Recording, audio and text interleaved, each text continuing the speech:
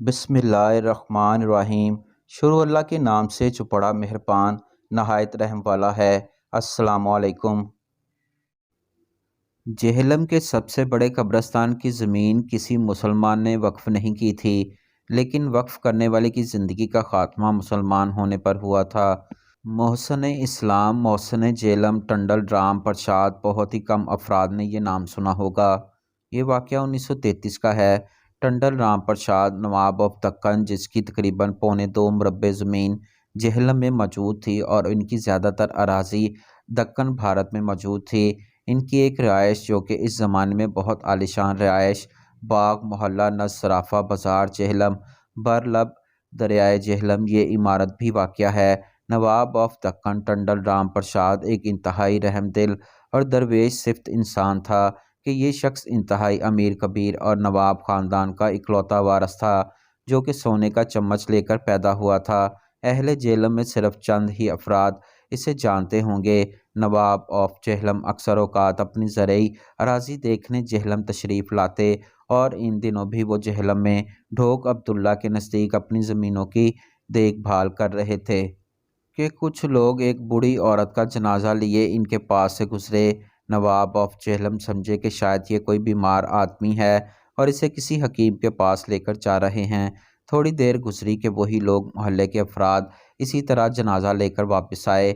نواب ٹنڈل رام پرساد بھی اسی راستے پر کھڑے اپنی سواری کا انتظار کر رہے تھے۔ ہمدردی کے طور پر انہوں نے ان افراد میں سے کسی سے پوچھا کہ اب اس مریض کا کیا حال ہے۔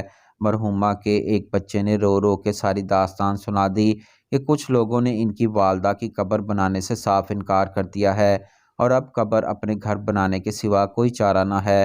نواب صاحب یہ سن کر بہت رنجیدہ ہوئے اور بے شک اللہ کی رضا مرضی کے بغیر نہ کوئی نیکی کر سکتا ہے اور نہ کوئی برائی، چنانچہ اللہ پاک نے ٹنڈل رام پرساد کے دل میں اس مرحومہ کے لیے رحم ڈالا اور نواب صاحب نے مرحومہ کے بچے کو بلایا اور یہ حیرت انگیز پیشکش کر دی کہ اگر آپ کے مسلمان بھائیوں نے میت دفنانے سے انکار کیا ہے تو آپ پریشان نہ ہوں، ہم سب انسانوں نے جلد یا بدیر دنیا سے چلے جانا ہے۔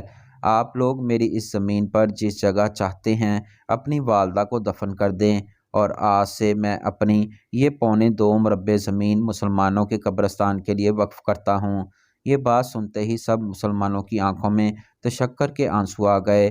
ٹنڈل رام پرساد کے لیے بہت سی دعائیں مانگی گئیں، چنانچہ یہ دعا بارگاہ الہی میں جلد ہی قبول کر لی گئیں اور چند روز بعد ٹنڈل رام پرساد نے ایک ولی کامل سید بخاری شاہ صاحب کے ہاتھوں پر اس شرط پر اسلام قبول کیا کہ میں اپنا نام تبدیل نہیں کروں گا۔ چنانچہ اللہ رب العزت نے ٹنڈل رام پرساد کے لیے رشد و ہدایت کے دروازے کھول دیے اور نواب صاحب اسلام قبول کرنے کے کچھ عرصے کے بعد دکن تشریف لے گئے اور اپنے وکیل کو وصیت کی کہ میرے مرنے کے بعد مجھے جہلم کے قبرستان میں دفنایا جائے۔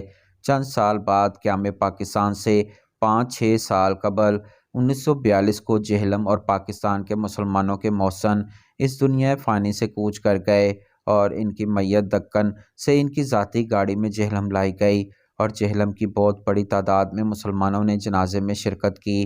جہلم کے اس عظیم قبرستان میں ٹنڈل رام پرساد کو سپرد خاک کر دیا گیا۔ آج جہلم کے ہر خاندان کا کوئی نہ کوئی فرد اس قبرستان میں سپرد خاک ہے اور آج بھی جہلم کے باسی اس عظیم و شان انسان کی محبتوں اور احسان کے قرضدار ہیں۔